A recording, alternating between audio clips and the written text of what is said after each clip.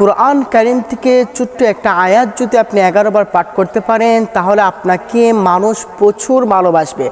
আপনি যদি আপনার প্রিয় মানুষের কথা স্মরণ করে আপনি যদি কুরআন কারীম থেকে ছোট্ট একটা আয়াত যদি 11 বার পাঠ করতে পারেন আপনাকে সে পাগলের মতো ভালোবাসবে, আপনাকে সে পাগলের মতো ভালোবাসবে, আপনাকে সে ভালো নজরে দেখবে এবং আপনার কাছে আসার চেষ্টা করবে।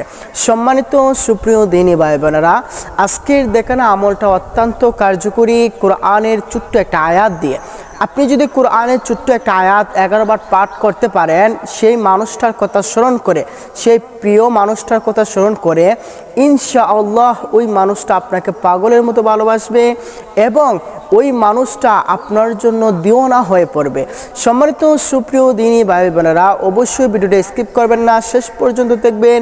আমি সংক্ষিপ্ত এই আমলটা আপনাদের সামনে উপস্থাপন করব।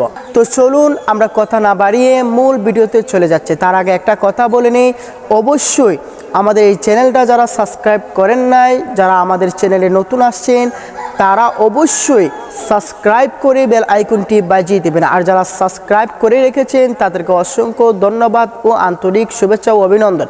তো সম্মানিত সুপ্রিয় দিনী ভাই বোনেরা, যারা আজকের এই আমলটা করতে চান অবশ্যই কমেন্টের মধ্যে জানাবেন।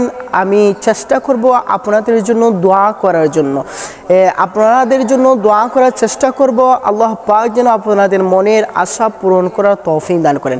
তো সম্মানিত সুপ্রিয় দিনী ভাই বোনেরা, চলুন আমরা মূল ভিডিওতে চলে যাচ্ছি। আমরা কিভাবে আমলটা করব, কোন নিয়মে করব, কতবার আমরা এই আমলটা করব। তো সম্মানিত সুপ্রিয় দিনী ভাই বোনেরা, সর্বপ্রথম যে কাজটা করতে হবে সেটা হচ্ছে আপনাকে পবিত্রতা অর্জন করতে হবে।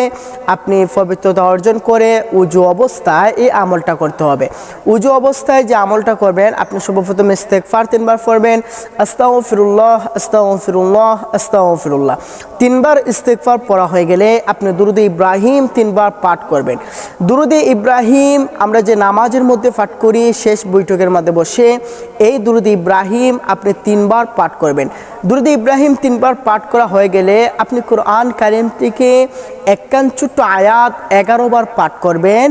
11 বার পাঠ করার পর আপনি আবার পুনরায় দুরূদে ইব্রাহিম 3 বার পাঠ করবেন। কোরআন কারীম থেকে যে ছোট্ট আয়াতটা 11 বার পাঠ করবেন, এই আয়াতটা হলো ওয়া আলকাইতু আলাইকা মাহাব্বাতাম মিন্নি।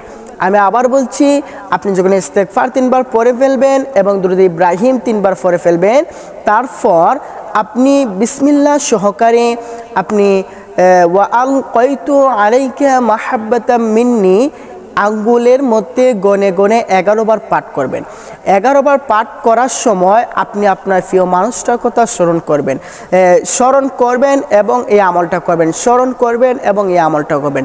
আপনি যে মানুষটাকে বেশি ভালোবাসেন, আপনার স্বামী অথবা স্ত্রী, যে মানুষটার প্রতি আপনি বেশি আগ্রহ বেশি, ওই মানুষটা হয়তো আপনাকে ভালোবাসে না, আপনি চাইলে তাদের জন্য এই আমলটা করবেন। ইনশাআল্লাহ অত্যন্ত কার্যকারী হবে। আপনি আপনার প্রিয় মানুষ, স্বামী অথবা স্ত্রীর কথা স্মরণ করে আপনি এই আমলটা করতে পারেন। আপনি ওনাদের কথা স্মরণ করে, আপনার স্বামী অথবা স্ত্রীর কথা স্মরণ করে আপনি এই আমলটা শুরু করবেন। ইস্তেগফার 3 বার পড়বেন, দুরূদে ইব্রাহিম 3 বার পড়বেন, তারপর বিসমিল্লাহ সহকারে কোরআন কারীম থেকে একখান আয়াত পাঠ করবেন, ছোট্ট একখান আয়াত, ওয়া আলকাইতু আলাইকা মাহাব্বাতাম মিন্নি ওয়া আলকাইতু আলাইকা মাহাব্বাতাম মিন্নি ওয়া আলকাইতু আলাইকা মাহাব্বাতাম মিন্নি।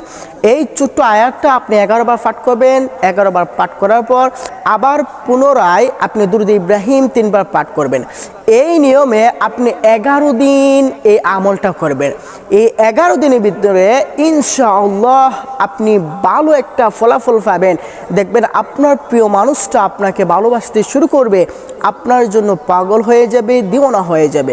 তো সম্মানিত সুপ্রিয় দিনী ভাই বোনেরা, আজকের ভিডিওটি যদি আপনাদের ভালো লাগে অবশ্যই আপনার বন্ধুবান্ধবের কাছে শেয়ার করে দেবেন এবং আমাদের এই ভিডিওতে কমেন্ট করে জানিয়ে দেবেন আপনাদের কেমন লেগেছে। আশা করি আপনাদের কমেন্ট দেখে আমি আল্লাহ রাব্বুল আলামিনের কাছে দোয়ার দরখাস্ত করব আল্লাহ পাক যেন আপনাদেরকে এই আমল করা তৌফিক দান করেন এবং আপনাদের মনের আশা যেন আল্লাহ রাব্বুল আলামিন পূরণ করেন। তো সম্মানিত সুপ্রিয় দিনী ভাই বোনেরা, সবাই ভালো থাকবেন, সুস্থ থাকবেন। আসসালামু আলাইকুম ওয়া রাহমাতুল্লাহি তাআলা ওয়া বারাকাতুহু।